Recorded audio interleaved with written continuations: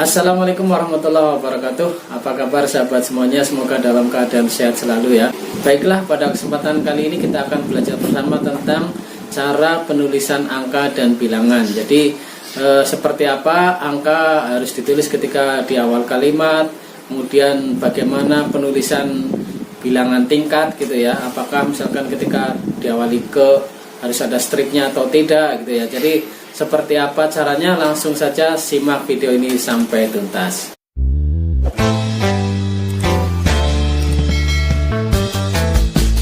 Baiklah sahabat semuanya, kita langsung saja masuk pada pembahasannya ya. Jadi bahwa angka Arab atau angka Romawi itu lazim dipakai sebagai lambang bilangan atau nomor gitu ya. Seperti kalau angka Arab ini yang 0, 1, 0 atau 0 ya, kemudian angka 1, angka 2, angka 3, 4, 5, 6, 7, dan 9 ya, itu namanya angka Arab ya. Kemudian kalau angka Romawi itu yang angka 1, 2, 3, 4 nya yang seperti I dan V gitu ya, itu 4, 5, kemudian yang hanya V saja gitu ya, itu angka Romawi. 6, 7, 8, 9, kemudian 10 dan seterusnya ya, sampai ada L itu 50, C 100, D 500, M itu 1000 dan seterusnya. Itu adalah angka Romawi.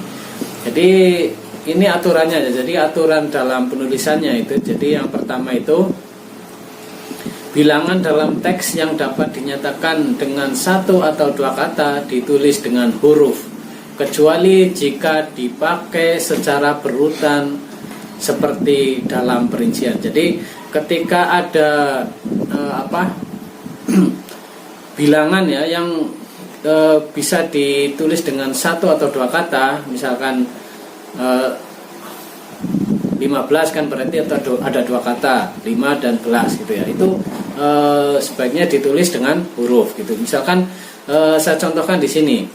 Misalkan tersangka mengaku mencuri motor sebanyak 5 kali. Nah, ini 5 angka 5-nya ini kan hanya satu kata, makanya ini sebaiknya ditulis dengan huruf, ditulis 5, bukan angka 5 angka Arab, tapi ditulis dengan huruf ya, tulisan 5 gitu ya. Kemudian lagi contoh lainnya, keuntungan dari bisnis kue secara online lebih dari 1 juta per hari. Nah, ini kan 1 juta ini kalau ditulis kan hanya dua kata ya, 1 dan juta, 1 juta itu sebaiknya ditulis dengan huruf. Jadi tulisan 1 jutanya ini ditulis dengan huruf.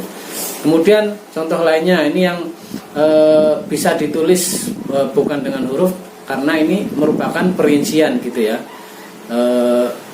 dipakai secara berurutan seperti dalam perincian gitu ya. Ini kan berurutan, misalkan seperti ini. Di antara 40 anggota dewan yang hadir, 32 orang setuju, 4 orang tidak setuju, dan 4 orang lainnya abstain. Jadi ini kan merupakan perincian ya, atau dipakai secara berurutan. Jadi perincian dari 40 itu kita tulis bukan dengan huruf, tapi dengan angkanya langsung, karena ini merupakan perincian. Jadi 4-nya bukan ditulis dengan 4 atau 32 kan, karena ini juga secara ini 3 kata juga memang tidak bisa, tapi ini merupakan perincian. Jadi terutama ini angka 4-nya, angka 4 orang tidak setuju dan 4 orang abstain, ini ditulis dengan angka, bukan dengan huruf, karena ini merupakan dipakai secara berurutan dan merupakan perincian gitu ya. Kemudian aturan yang kedua yang A ya, bilangan pada awal kalimat ditulis dengan huruf. Jadi bilangan yang terletak di awal kalimat itu harus ditulis dengan huruf. Ini contohnya, misalkan ada bilangan 20 mahasiswa. Nah, ini 20-nya ini ditulis dengan huruf, jadi bukan dengan angka ya. 20 mahasiswa teladan mendapat beasiswa dari pemerintah daerah. Ini contoh. Jadi 20-nya bilangannya ditulis dengan huruf, bukan dengan angka. Kemudian misalkan contoh lainnya, 3 anggota paskibra terbaik di setiap daerah diundang ke Jakarta. Nah, ini artinya 3 kan bilangan ya, bukan ditulis dengan angka tapi ditulis dengan huruf. Jadi bilangan pada awal kalimat ditulis dengan huruf. Itu aturan yang kedua bagian A. Kemudian yang menjadi catatan ya, jadi penulisan yang perlu dihindari. Jadi tadi ya, jadi jelas ya, yang pertama bahwa ketika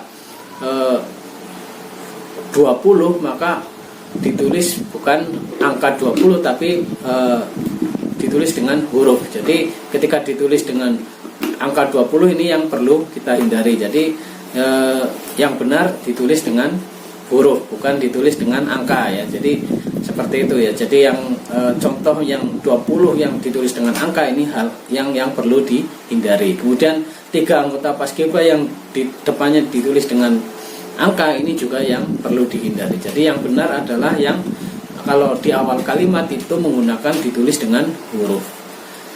Kemudian yang kedua bagian B, apabila bilangan pada awal kalimat tidak dapat dinyatakan dengan 1 atau 2 kata, susunan kalimatnya diubah. Jadi seandainya di awal kalimat ada bilangan, tapi bilangan itu tidak bisa disebut dengan atau diucapkan dengan, tidak bisa ditulis dengan 1 atau 2 kata. Bilangan itu lebih dari 1 atau 2 kata, sehingga itu harus kalimatnya yang diubah. Misalkan ada contoh 150 orang peserta diundang oleh panitia.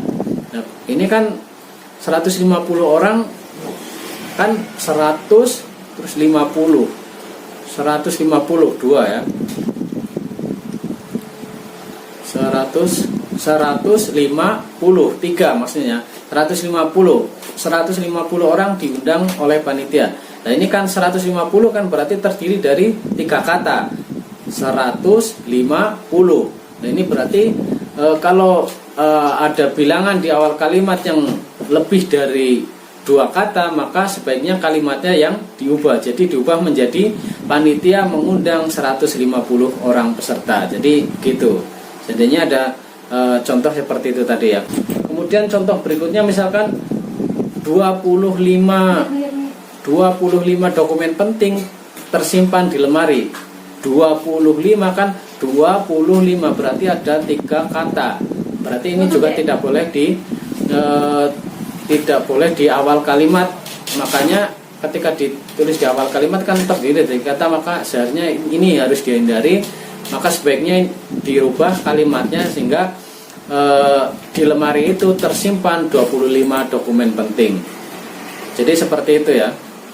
Kemudian peraturan berikutnya bahwa angka yang menunjukkan bilangan besar dapat ditulis sebagian dengan huruf supaya lebih mudah dibaca. Misalkan pemuda itu mendapat bantuan 150 juta untuk mengembangkan usahanya. Jadi 150 juta rupiah itu bisa ditulis sebagiannya dengan huruf. Jadi 150 jutanya itu tidak perlu dengan 000 sampai nolnya 6, itu terlalu panjang juga. Jadi ini bisa ditulis sebagiannya dengan huruf. Jadi ini supaya mudah dibaca. 150 juta rupiah. Jadi seperti itu ya. Misalkan contoh lainnya, perusahaan BUMD itu butuh modal 550 miliar rupiah. Jadi ketika ditulis nolnya kan ini panjang. Jadi ini lebih baik, memang sebaiknya ditulis begini, sebagian ditulis dengan huruf supaya mudah dibaca. Ini terutama kalau di media elektronik atau di media online, media cetak ya. Jadi untuk memudahkan pembaca cepat memahami beritanya, maka yang bilangan besar itu sebaiknya ditulis dengan huruf gitu ya. Jadi seperti itu aturannya. Jadi boleh ya di sebagian ditulis dengan huruf untuk memudahkan agar lebih mudah dibaca. Kemudian aturan yang keempat, penulisan bilangan tingkat dapat dilakukan melalui cara berikut. Yang pertama, misalkan ya tulisan abad ke-20, maka ketika ditulis dengan Romawi maka menjadi tulisannya adalah abad terus huruf Romawi 20, tidak perlu pakai ke di depannya. Jadi langsung abad 20. Kemudian ketika ada awalan ke-nya maka harus ditulis strip ya, abad ke strip angka 20. Kemudian ketika mau ditulis dengan huruf maka menjadi abad ke-20 gitu ya, pakai huruf semua. Kemudian misalkan Perang Dunia Kedua ini mau ditulis dengan Romawi, maka juga Perang Dunia Kedua dengan Romawi angka 2. Kemudian Perang Dunia Kedua ditulis dengan ada awalan ke-nya, maka harus ada strip kedua gitu ya. Kemudian kalau mau ditulis huruf semua juga harus Perang Dunia Kedua seperti biasa dengan huruf semua. Nah, ini yang sering menjadi banyak salah ya di teman-teman jurnalis maupun teman-teman mahasiswa. Ini kebanyakan misalkan menulis HUT RI ke-76 itu ke-76 tidak pakai strip, padahal ini yang sebenarnya yang benar adalah ke HUT RI ke-76 itu harus ada stripnya. Jadi seperti itu, dan contoh-contoh lainnya ya. Kemudian yang terakhir, penulisan angka yang mendapat akhiran an dilakukan dengan cara berikut. Misalkan 5 lembar uang 1000-an, maka setelah angka 1000 harus ada stripnya ya. Jadi kalau mau ditulis juga 5 lembar uang 1000-an. Jadi pada prinsipnya ketika ada akhiran an-nya maka harus ada stripnya. Tidak boleh hanya 1000 langsung an, tidak boleh ya. Jadi harus ada, yang benar itu harus ada stripnya. Kemudian kalau tahun itu juga misalkan tahun 1950-an itu juga harus ada stripnya itu ya, strip an. Jadi tahun 1950-an, tidak bisa tahun 1950-an tanpa adanya strip. Jadi seperti itu. Jadi demikian ya sahabat semuanya, berapa aturan penulisan angka dan bilangan yang perlu kita perhatikan sehingga kita menulis berita, menulis makalah, menulis skripsi dan lain-lainnya tulisannya menjadi benar. Sementara seperti itu, mudah-mudahan bermanfaat dan bisa diterapkan ya. Kurang dan lebihnya mohon dimaafkan. Akhirul kalam, wassalamualaikum warahmatullahi wabarakatuh.